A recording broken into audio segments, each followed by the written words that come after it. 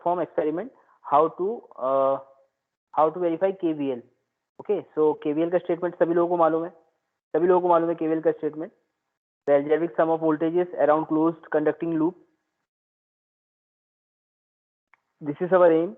Determine the algebraic sum of voltages around closed conducting loop to verify Kirchhoff's voltage law. The sum of all incoming voltages is equal to sum of all outgoing voltages.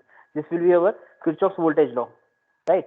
So क्या क्या चीजें requirement रहेंगी Kirchhoff's voltage law के लिए? सबसे पहले तो अपन को क्या है कि एक सोर्स का रिक्वायरमेंट रहेगा. So this is a DC voltage source, DC source. यहाँ से वोल्टेज को अपन लोग कम ज्यादा करके अलग अलग रीडिंग्स को वेरीफाई कर सकते हैं. We are going to take 3 observation. तो जैसे पहला ऑब्जर्वेशन अपन लोगों ने लिया 8 पे लिया, दूसरा 10 पे लिया, तीसरा 12 पे ले लिया. जिस हिसाब से मैं बता रहा था तुम लोगों को कि अलग अलग ऑब्जर्वेशंस लेके अपन लोग वेरीफाई कर सकते हैं कि जो अपन किरचॉफ्स का जो लॉ बोल रहा है अपन को, किरचॉफ्स का जो लॉ है जो बोल रहा है वो सही है कि गलत है. मतलब जितना अपन इनकमिंग वोल्टेज, ये यहाँ से इनकमिंग वोल्टेज आएगा और यहाँ से आउटगोइंग रहेगा. आउटगोइंग कहाँ मेजर करेंगे? इसके ऊपर. ये डीसी वोल्टेज मेजरमेंट डिवाइस है, ये दिस इज डीसी वोल्टमीटर. तो जितना इनकमिंग दे रहे हैं अपन और जितना आउटगोइंग, ये ब्रेडबोर्ड के ऊपर अभी सर्किट डिजाइन करेंगे. ये रजिस्टर्स रखे हुए हैं, रजिस्टर से सर्किट को डिजाइन करेंगे ब्रेडबोर्ड के ऊपर. तो आउटपुट में जितना आ रहा है वो बराबर है कि नहीं है, बस इसी को प्रूफ करना है. बात आ गई समझ में? तो सबसे पहले सभी लोग लिखो, एम लिखो इसका.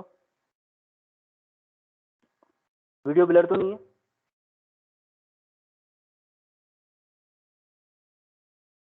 विशाल, वीडियो ब्लर तो नहीं है?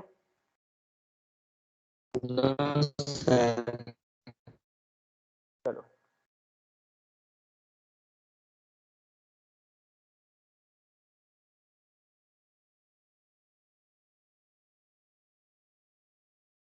अब एक काम करो, अगर स्क्रीनशॉट ले सकते हो तो स्क्रीनशॉट ले लो और चैट बॉक्स में पोस्ट कर दो ताकि सभी लोग उसको वो कर सकें, मतलब फटाफट ड्रॉ कर सकें. और क्लास पे ध्यान दें, स्पॉटलाइट बंद चालू मत करें, पता चल रहा है कौन कर रहा है. चालू है तो उसको चालू रहने दें. सर्किट डायग्राम बना लो. सर्किट डायग्राम क्लियरली विजिबल है? Yes sir. इसका स्क्रीनशॉट लो, फटाफट इसका स्क्रीनशॉट लो और चैट बॉक्स में पोस्ट करो इसको. और अब जो तुम लोग अभी रफ कॉपी लेके बैठे हुए उसके अंदर एम सर्किट डायग्राम ड्रॉ करो और साथ में ये ऑब्जर्वेशन टेबल ले लिया था. इसका स्क्रीनशॉट, आगे बढ़े, ऑब्जर्वेशन टेबल का स्क्रीनशॉट दिलवा देता हूँ. Yes sir, yes sir. Okay, तो अब ये ऑब्जर्वेशन टेबल का स्क्रीनशॉट ले लीजिए. आप मुझे बता देना क्लियर दिख रहा है कि नहीं दिख रहा है. यस सर, ले लिया. ले लिया. चलो इसको है ना, अभी एम को, सर्किट डायग्राम को और ये ऑब्जर्वेशन टेबल को चैट बॉक्स में पोस्ट कर दो और अपनी जो रफ कॉपी है उसमें बनाना चालू करो फटाफट. सर ये ऑब्जर्वेशन के ऊपर वाला सेक्शन दे गया है शायद. कौन सा? ये प्रोसीजर वाला? Yes sir. नहीं, इसको रहने दो, सिर्फ ऑब्जर्वेशन टेबल का बोल रहा हूँ मैं. ले लिया सर. चलो ठीक है, अब बना लो इसको फटाफट. अभी मैं इसको बंद कर देता हूँ, डीसी वोल्टेज तो इसको बंद कर देते हैं भाई अपन, अभी इसका रिक्वायरमेंट नहीं है. अभी जब कनेक्शन कंप्लीट कर लेंगे. अब देखो सर्किट डायग्राम में, देखो आप लोग, जो अपना वोल्टेज सोर्स है, this is DC voltage source. इसकी जो रेंज है देखो कितनी है, 0 से 30 0 से 30 वोल्ट.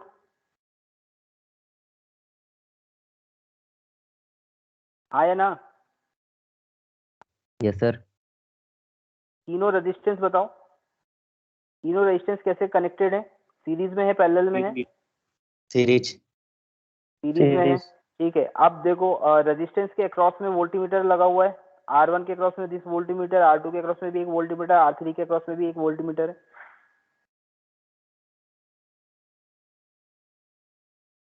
बता रही समझ में? तो मतलब जो R1 के अक्रॉस में जो वोल्टेज रहेगा, R2 के अक्रॉस में जो वोल्टेज रहेगा और R3 के अक्रॉस में जो वोल्टेज रहेगा, मतलब V1 plus V2 plus V3, तो जो अपन यहाँ पे जो टोटल V दे रहे हैं उनके बराबर होना चाहिए. अब ये जो वोल्टीमीटर लगा है, ये भाई मेरे को बताओ सीरीज में लगा है कि पैरेलल में लगा है? पैरेलल में. पैरेलल. तो ये जो वोल्टीमीटर अपन लोग यूज कर रहे हैं, इसको इन रेजिस्टेंस के अक्रॉस में, जब ये रेजिस्टेंस अपन लोग इसके ऊपर असेंबल करेंगे इस ब्रेडबोर्ड के ऊपर, तो इसके अक्रॉस में अपन लोग पैरेलल में लगा देंगे. अब वोल्टीमीटर से थोड़ा सा पहचान कर लो. वोल्टीमीटर में देखो 3 अलग अलग स्पेसिफिक रेंज दे के रखी है. 7.5, 15 एंड 30, तीनों रेंज दिख रही है, 7.5, 15 एंड 30, और this is a common terminal close loop करने के लिए कॉमन टर्मिनल। अब तीनों के अलग अलग स्केल्स हैं अपने पास में, देखो स्केल्स आप देखो 7.5, 15 एंड 30। एक वायर तो मैंने कॉमन में लगाया है, दूसरा वायर मैंने 30 में इसलिए लगाया है क्योंकि जो अपना ये जो डीसी वोल्टेज सोर्स है इसकी जो रेंज है वो 0 से 30 वोल्ट है, तो मैंने क्या किया कि हायर साइड पे ही लगा दिया उसको। जो भी मेजरमेंट्स आएंगे तो अपन क्या करेंगे कि ये वाला जो स्केल है तो अपन 30 वाला रीड करेंगे। ओके, तो अपनी जितनी भी रीडिंग्स होंगी 30 के अंदर लाई करेंगी। अगर अपन 15 वाला स्केल ले लेते और अगर अपन जो इनपुट सप्लाई वोल्टेज है वो अगर अपन लेते 16, तो वो इस 15 वाले स्केल में अपन रीड नहीं कर पाते, अपन को 30 वाला स्केल 30 वाली रेंज में जाना ही पड़ता। तो इसी कारण से मैंने क्या किया, मैंने सबसे बड़ी रेंज ले ली। ये बात समझ में आ रही है?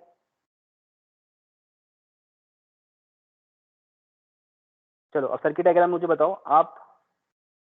ब्रेडबोर्ड के बारे में तो क्लियर है ना चीजें?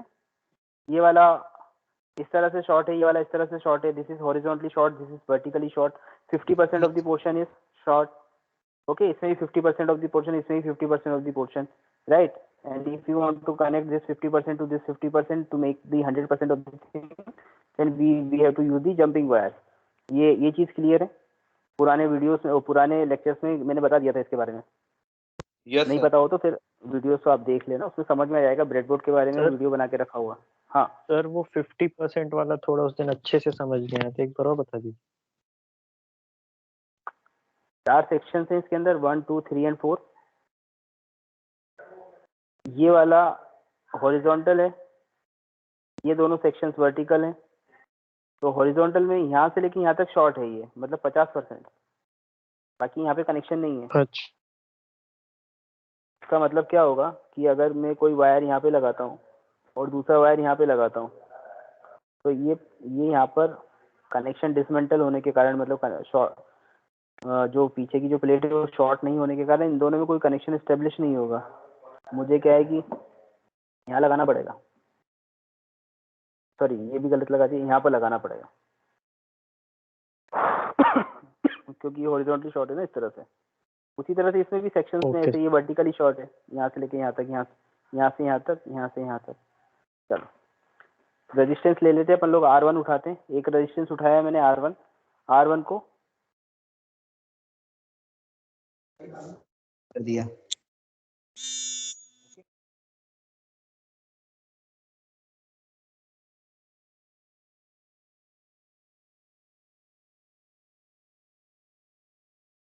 आवाज आ रही है मेरी? Yes sir. ओके, अभी देखो R1 को मैंने ब्रेडबोर्ड की एक लाइन में लगा दिया है।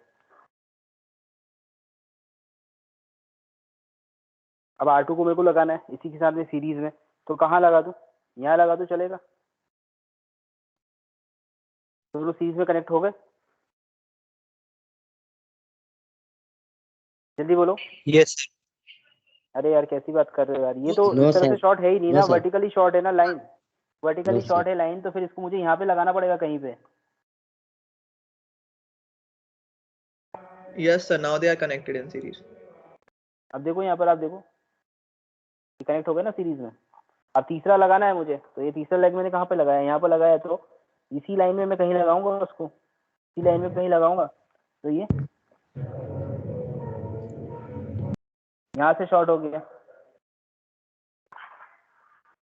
ये देखो। अब मैं पास से दिखाता हूँ तुम लोगों को। R1 R2 दिख रहा है सही से, क्लियर है? Yes, sir. Yes sir. R2 R3 देखो, क्लियर है? Yes, sir. Yes sir. Okay, very good. तो ये अपना पूरा छोटा सा एक मॉडल, मतलब KVL के लिए तैयार हो गया। चाहे तो अपन बड़ा भी कर सकते हैं इसको, नंबर ऑफ रेजिस्टेंस अपन बढ़ा सकते हैं, सीरीज पैरेलल कॉम्बिनेशन और भी कर सकते हैं। अभी अपने एक्सपेरिमेंट पॉइंट ऑफ व्यू से इतना सफिशिएंट है। अब क्या देखो, आप कनेक्शन कंप्लीट करने के लिए सर्किट डायग्राम में देखो, सर्किट डायग्राम में देखो R3 वाले लेग से, R3 वाले लेग से जो 1 नंबर वाला है उसमें देखो बैटरी का कौन सा टर्मिनल है, नेगेटिव वाला। R1 Yes, वाले sir. लेग से पॉजिटिव वाला, ठीक। बैटरी का पॉजिटिव कौन सा है? ये रेड कलर वाला। Yes sir. ब्लैक वाला नेगेटिव हो गया, तो ये रेड वाला लेता हूँ मैं, पॉजिटिव में कनेक्ट कर दिया। उसी तरह से ये वाला लिया, नेगेटिव में कनेक्ट कर दिया। देखो दिख रहा है, पॉजिटिव नेगेटिव लगा दिया। कौन सी क्लिप्स की हेल्प से लगाया है? Yes sir. कौन सी क्लिप्स की हेल्प से लगाया है? क्रोकोडाइल। Crocodile clip. नाम हमेशा याद रखें, एक्सटर्नल वाइवा में पूछा जाएगा कि which types of clips you are using for connecting, मतलब बेसिकली ज्यादा कौन सी यूज करते हैं, तो क्रोकोडाइल क्लिप्स अपन लोग यूज करते हैं इस लैब में। अब क्या करेंगे, ये जो वोल्टमीटर है, ये जो कनेक्शन दिख रहा है वोल्टमीटर से, दिख रहा है, अपन लोग सबसे पहले तो इस डीसी सोर्स को ऑन करेंगे। ऑब्जर्वेशन टेबल बना ली तुम लोगों ने, ड्रॉ कर लिए? यस। ओके, देखो मैंने इसको 12 वोल्ट के ऊपर सेट कर दिया है। तो इसमें देखो अप्लाइड वोल्टेज कितना हो जाएगा?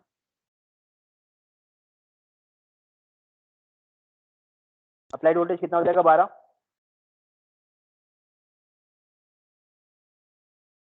लिखो फटाफट, लिख दिया? Sir 1 minute.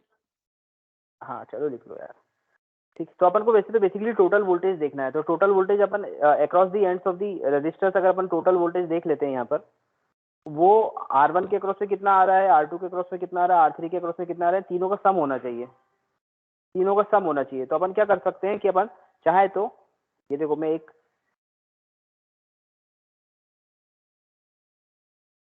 ये देखो ये क्या कर रहे हैं अपन, अपन चाहे तो इससे भी निकाल सकते हैं, इसको थोड़ा सा इधर लेके। ये वाला जो वायर देखो, ये जो ऊपर से लगाया है मैंने, ये वाला वायर वोल्टमीटर का कॉमन टर्मिनल है, दिख रहा है, ठीक। और ये जो दूसरा वाला, ये जो दूसरा, अरे दिस इज रेंज। रेंज, तो आप इसको यहाँ पे देखो, आप कनेक्ट कर दिया आपने, Yes, sir. ओके। तो आप अपन ने कनेक्ट करने के बाद क्या कर रहे हैं कि थोड़ा सा इसको मैं ना कम कर देता हूँ, जो अप्लाइड वोल्टेज इसको कम कर देता हूँ, ताकि यहाँ पर जो रीडिंग आ रही है उसको अपन बैलेंस कर सके। जैसे अगर 12 होगा ना तो कैलकुलेशन आसान रहेगी। थोड़ा सा और बढ़ाता हूँ इसको, ठीक। अभी देखो कितना आ रहा है, टोटल वोल्टेज कितना आ रहा है? 12 आ रहा है। तो इसका मतलब ये है कि ये जो टोटल वोल्टेज आपका जो 12 आ रहा है, टोटल वोल्टेज जो 12 आ रहा है, वो ही मतलब इन तीनों के अक्रॉस में जब निकालेंगे अपन, R1 R2 और R3 के अक्रॉस में जब वोल्टेजेस निकालेंगे, तो वो 12 के बराबर होना चाहिए। बहुत सिंपल एक्सपेरिमेंट है ये। आपको देखो कॉमन में तो लगा ही हुआ है यहाँ पर। अब अपन इसको निकालते हैं, ये वाले वायर को, और